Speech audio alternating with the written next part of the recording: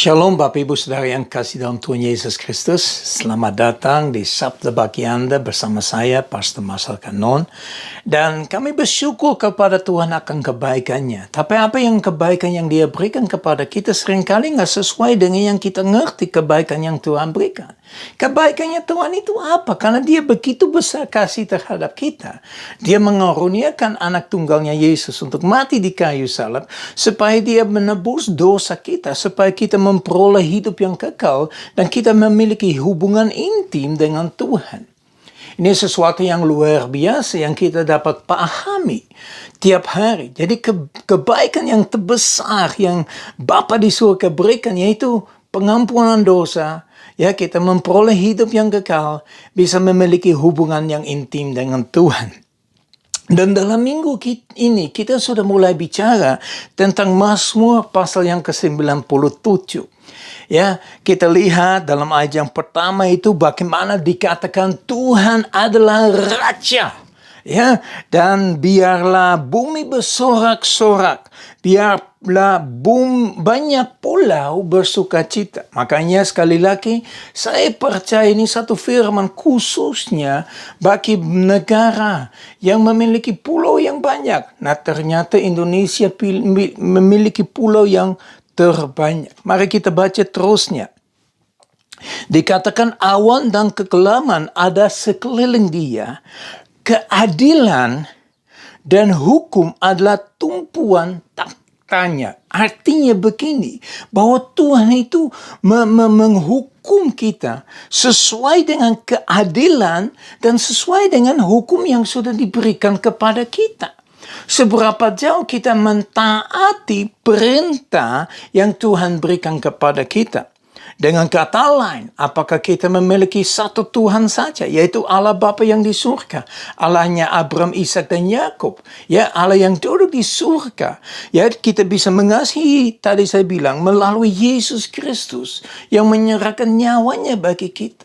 Kita dapat datang kepada Allah Bapa secara langsung, kita nggak perlu melewati penengah, ya.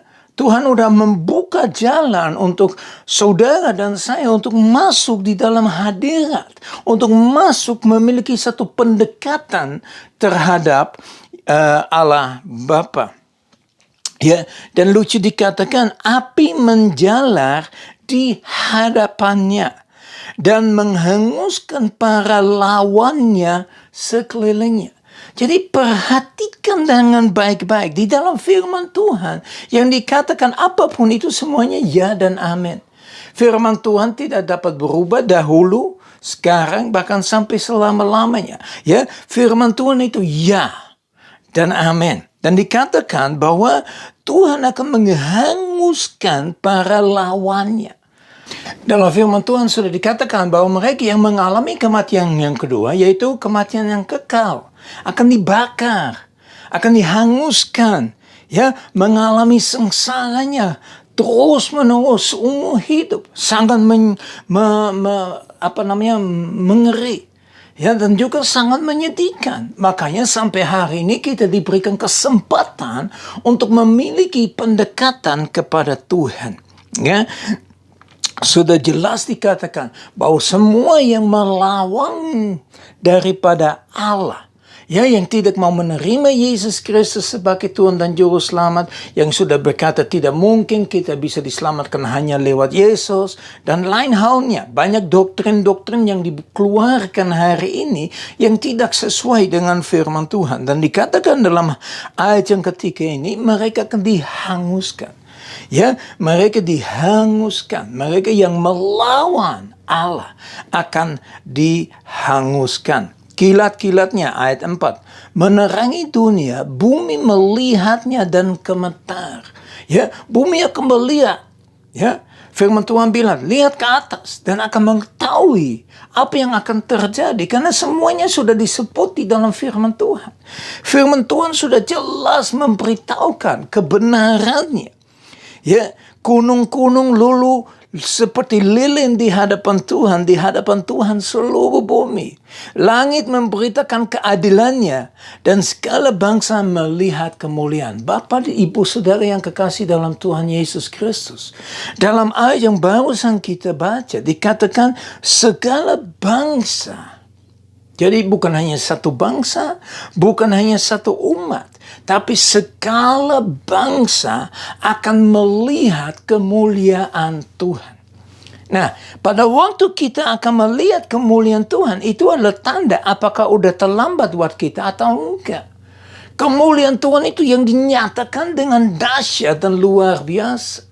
Ya, kalau kita baca Tesalonika, kita baca Timotius, kita baca Petrus, ya, kita menemukan seperti apa kemuliaan ini.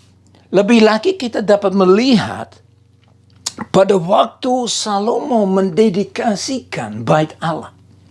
Ya, dia kembalikan bait Allah kepada tangan daripada Bapa di surga. Apa yang terjadi? Kemuliaan Tuhan, Shekinah glory, kemuliaan Tuhan turun. Dan Bapak, Ibu, Saudara yang kekasih dalam Tuhan Yesus Kristus, apa yang kita dapat pelajari dari firman Tuhan ini? Makanya saya arahkan Anda baca.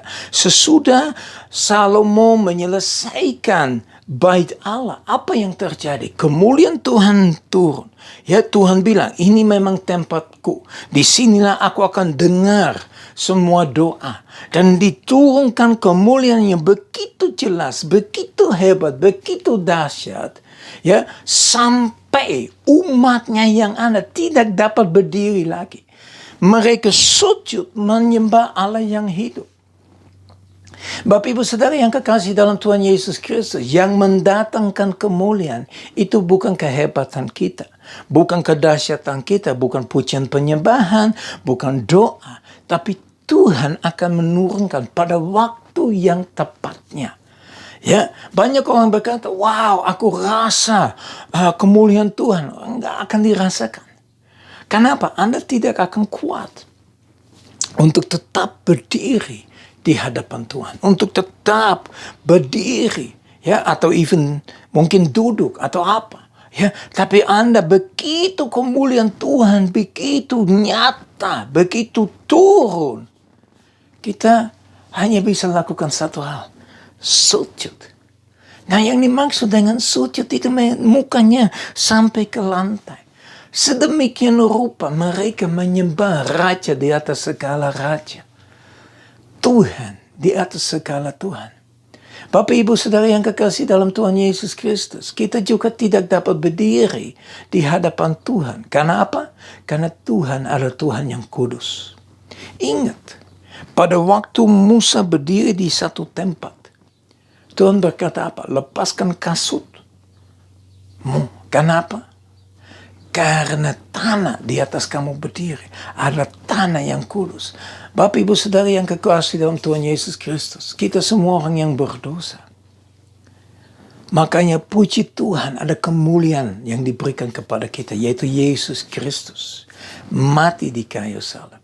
Ya, kalau kita tidak sadar itu, kita belum menerima itu, kita tidak akan bisa, ya, merasakan kemuliaan Tuhan yang begitu hebatnya.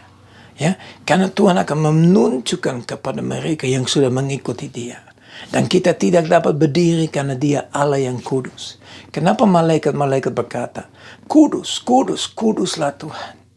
Kenapa firman Tuhan berkata, kuduslah Engkau, sebab Allah yang kami sembah adalah Allah yang kudus. Mari kita semua mempersiapkan diri untuk mengalami, ya, perjumpaan dengan Tuhan, perjumpaan dengan Yang Maha Kudus, perjumpaan dengan kemuliaan Tuhan, Shekinah, ya, kemuliaan Tuhan, Shekinah glory. Kita mengalami, kita sujud menyembah Tuhan, karena hanya Dia yang layak disembah. Hanya Dia yang layak ditinggikan dan dimuliakan. Ya, sekali lagi saya baca ayat yang ke-6. Ya. Langit memberitakan keadilannya dan segala bangsa melihat kemuliaannya. Wow, luar biasa. Ya, kalau saya ada di Indonesia mungkin saya bilang keren pisang. Ya, dahsyat, luar biasa. Ya Bapak Ibu Saudara yang kekasih dalam Tuhan Yesus Kristus, apakah kita sudah mempersiapkan diri untuk kemuliaan yang begitu nyata, yang begitu ditulis dalam firman Tuhan? Mari kita berdoa. Bapa kami yang di surga, kami datang di hadapan Engkau, kami bersyukur muliakan Engkau. Terima kasih Bapa atas kasih-Mu, atas pertolongan-Mu, atas perlindungan yang Engkau berikan kepada kami. Hari ini juga Bapa kami berdoa supaya kami benar-benar dapat mempersiapkan diri untuk kemuliaan-Mu yang nyata, yang real, yang ada Tuhan. Tuhan tolong ajak kami Tuhan, ajarlah kami Tuhan, apa yang Engkau minta daripada kami, supaya kami benar-benar siap untuk menghadapi Engkau, Raja di atas segala Raja, Tuhan di atas segala Tuhan. Tuhan mari, selidiki hati kami, dan lihat seberapa jauh kita siap untuk kemuliaan-Mu, keadilan-Mu. Terima kasih Bapa. Dalam nama Yesus kami berdoa. Haleluya. Amin. Ya Bapak Ibu Saudara yang kasih dalam Tuhan Yesus, izinkan Tuhan menyelidiki hati kita. Ya, seberapa jauh kita siap hari ini. Kalau belum siap, lebih lagi mempersiapkan. Karena saya juga percaya satu hari kemuliaan Tuhan itu nyata. Kemuliaan Yesus itu turun. Ya, Yesus itu turun, yang mati dalam Kristus dibangkitkan, yang hidup dalam Kristus bersama-sama dengan yang mati diangkat dalam kemuliaannya yang luar biasa. Ya, saya berdoa Bapak Ibu Saudara yang kasih dalam Tuhan Yesus Kristus, biarnya berkat dari Allah Bapa kami yang di surga, kasih yang sempurna di dalam Yesus Kristus, persekutuan yang manis dengan Roh Kudus, menyertai kita semua mulai saat ini sampai Maranatha Tuhan datang kembali, sampai selama-lamanya. Yang percaya, ayo mari kita sama-sama katakan, Amin. Tuhan Yesus memberkati. Sampai besok kita tetap bahas tentang Mazmur 97 dan coba Anda merenungkan kembali. Ya, Tuhan Yesus memberkati. Shalom.